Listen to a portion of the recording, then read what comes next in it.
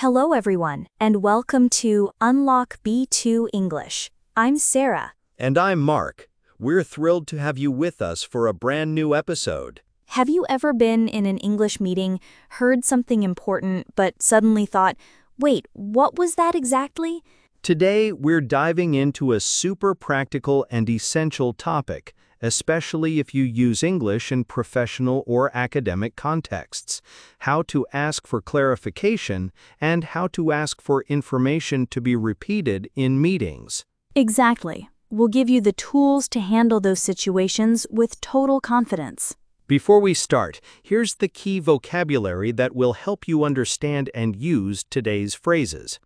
Clarification, rephrase, confirm, summarize, misunderstand, agenda, action item, elaborate, catch. With these words in mind, think about these pre-listening questions. Have you ever felt uncomfortable asking for something to be repeated in English in a formal setting? Why do you think it's important to ask for clarification, even if you feel a little uncomfortable doing so? All right, let's get into the heart of our episode. First, what do we do when we simply didn't hear well or need something repeated? The key here is to be polite and direct. No need to over-apologize. You can say, "Could you repeat that, please?" Or, would you mind repeating that? Or, "Could you say that again, please?" And if the problem is poor audio quality or someone speaking too quietly, sorry, I didn't quite catch that.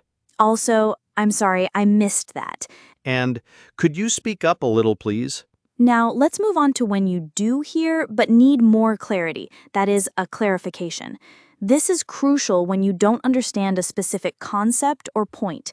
For example, if someone uses jargon or a term you're unfamiliar with, could you elaborate on that? Or, "Could you explain what you mean by..."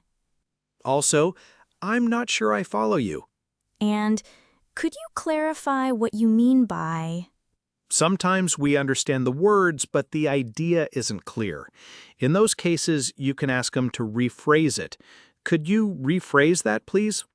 Or, "In other words, are you saying..." And the last key point, confirming that you've understood correctly.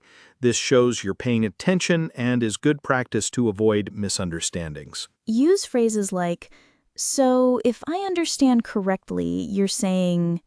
Or, just to confirm, the deadline is next Friday, right? Also, "Am I right in thinking that..." And so what you're suggesting is...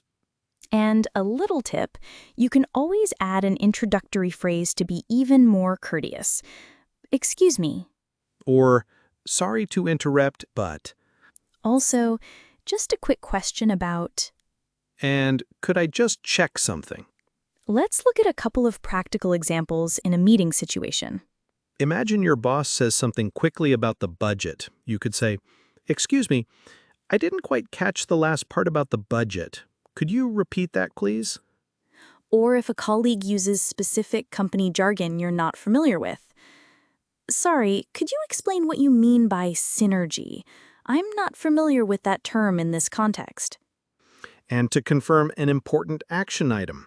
So just to confirm, my action item is to prepare the report by Wednesday, correct? Fantastic. We've covered a lot of ground today. To recap, we've learned phrases for asking for repetitions, for requesting clarification, and for confirming that we've understood the information. Mastering these expressions will make you sound much more professional and give you the confidence that you're not missing anything important. Remember these key phrases. Could you repeat that? I didn't quite catch that. Could you elaborate on that? I'm not sure I follow you. Just to confirm, am I right in thinking that... And now, our weekly challenge for you. This week, when you're listening to English, whether it's in TV series, podcasts, or if you have the opportunity, in real conversations, identify at least 2 phrases from today's episode where you could have used one of the phrases we learned today to ask for clarification or confirmation, and try practicing them aloud. To help you even further, you can find the full transcript of this episode on our website, and also an interactive mini-quiz to test your understanding of these phrases. You'll find the link in the podcast description. Congratulations on continuing your journey towards B2 English fluency. We truly hope this episode will be very useful for you in your next meetings or conversations.